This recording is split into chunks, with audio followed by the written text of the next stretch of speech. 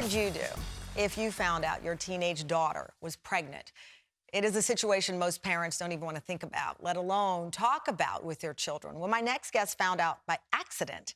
And like so many of us do these days, she took out her phone to tell this personal story. Nicole Hennessy posted a video on TikTok of her finding her 17-year-old daughter's pregnancy test wrapped on a bathroom floor.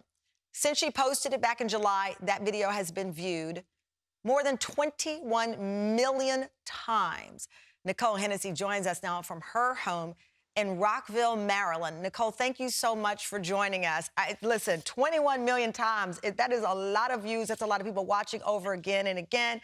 Now, part of the viral TikTok was you explaining, Nicole, to your daughter her choices. You said you can keep the baby, you can look at adoption, or have an abortion.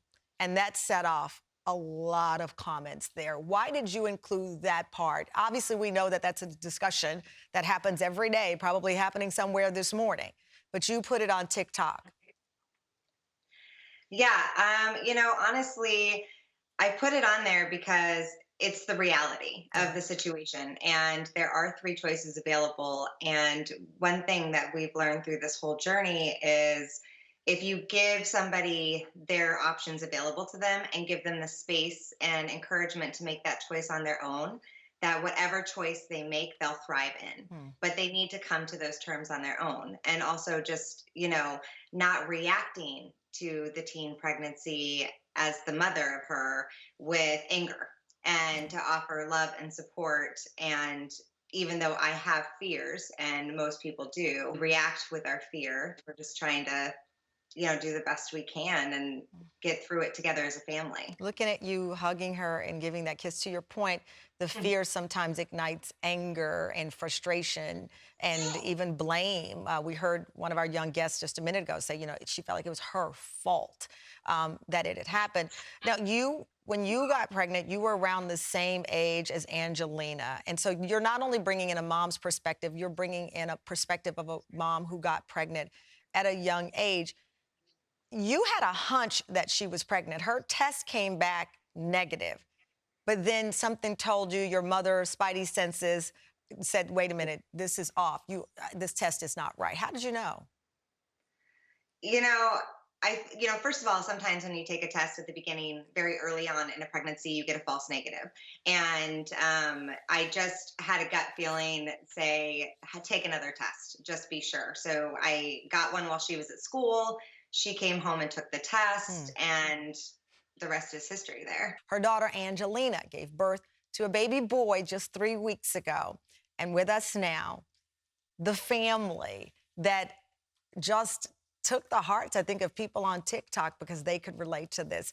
I've got Nicole and Angelina with us. Angelina, you've got your baby with you. Cameron, I kind of am biased by that name because it sounds like Tamron.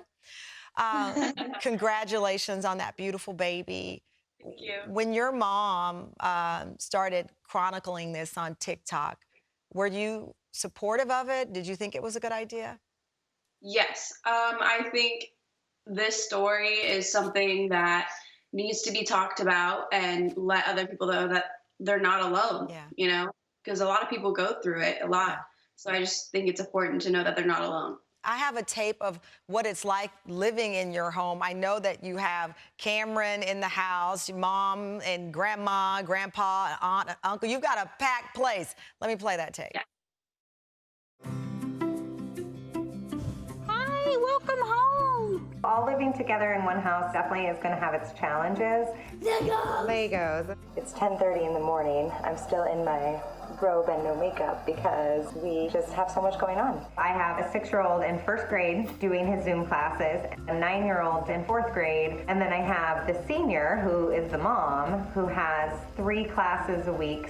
When her class ends, I'll finally get to go take a shower, and in the background my son is yelling that he needs help. So Oh yeah, that was a good one. I try not to intervene with Cameron and Angelina too much. Why? I want to make sure that she's building that relationship with him and that she feels confident. Yeah, you're not excited? She went from my little girl to a mother in a day. I love you.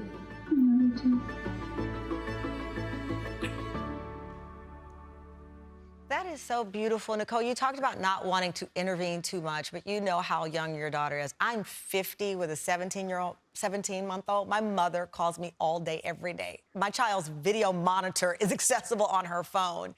How do you, and I'm 50, how do you not hover over her and be that helicopter mom? Because I know you want her to learn from the mistakes you made as a young mom yourself.